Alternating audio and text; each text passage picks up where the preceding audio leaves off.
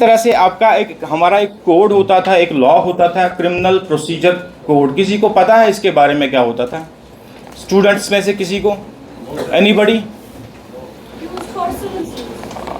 Criminal procedure code is used for only criminal offences, but this was the laid down procedure कि हमें कैसे investigate करना है। We as law enforcement agencies, police को कैसे enforce करना है, क्या तरीका दिया है, कैसे इन्वेस्टिगेशन करना है। तो उसको भी, उसका नॉमेनक्लेचर और उसके प्रोसीजर्स पे भी बहुत सारी चेंजेस आई। तो इसको रिप्लेस किया गया BNS, भारतीय न्याय संहिता, भारतीय न्याय नागरिक सुरक्षा संहिता। नागरिक means citizen. So this has again been a step towards citizen centric approach, citizen centric, ठीक है। तो इसी तरह एविडेंस एक्ट हुआ करता था, उसको हमने रिप्लेस किया BSA से, भारतीय साक्ष्य अधिनियम। ओके, तो मैं ज़्यादा ग्रैन्युलरिटीज़ में, मैं ज़्यादा निटिग्रिटीज़ में नहीं जाऊंगा इस लॉ के नए लॉज को लेके, क्योंकि मेरे लिए एक्सप्लेन करना भी मुश्किल है आपके लिए। It is as good as explaining your grandma about bitcoins, cryptocurrency. तो मैं उतना एक्सप्लेन आपको कर नहीं पाऊंगा इस छोटे से टाइम में, ठीक है। तो सबसे फॉरमोस्ट क्वेश्चन जो आपको आपके दिमाग में आया होगा कि न्यू क्रिमिनल लॉज, ये why what was the need that the old criminal laws have to be replaced by new, क्या चेंज थी? तो मैं आपको फ्रैंकली बता दूं कि ज़्यादा स्वीपिंग चेंजेस इसमें नहीं है। क्यों? प्रोविजंस को मॉडर्नाइज करने का, नई टेक्नोलॉजी का यूज़ करने का।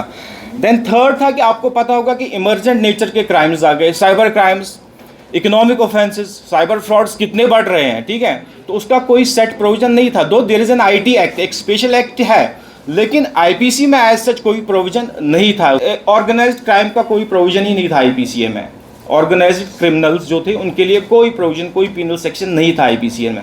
तो इसमें डाल दिया गया है वो प्रोविजन भी। Cyber crime and cyber terrorism का भी डाल दिया गया। तो इस तरह से जो इमरजेंट नेचर कंपनसेशन बड़ा सारा, और ख़ास करके जो वुमेन फोक और गर्ल्स हमारी, उनके लिए एक चैप्टर ही अलग है इसमें, उनके ऑफेंसेस के रिलेटेड। तो उसमें एक ट्रांसपेरेंसी का भी एक एस्पेक्ट डाला गया है कि इन्वेस्टिगेशन ट्रांसपेरेंटली हो और टाइम बाउंड हो, टाइमलाइन सेट की गई है खासकर उस सेक्शन में। Is it for the particularly Srinagar division or for entire Kashmir these programs are going on? Basically, this is by the order of MHA. Every district is doing it. I think every week one program is being held. Some programs are very big, participation is huge, and some programs are small where participation is not so. But this is being done in every subdivision once a week. How do you the response you feel particularly from the students? Students have been we have done 3 programs. All the 3 programs we have done in the colleges and schools only.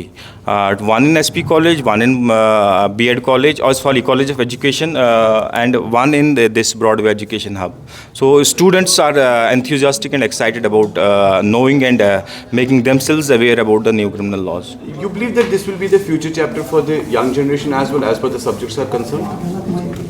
Definitely. As you know, the law has been always the favorite of one of the favorite subjects of the students, and with the immense changes in these 3 criminal laws, this will be very exciting and a good career for students. Thank you, sir. Thank you very much. बहुत बहुत शुक्रिया।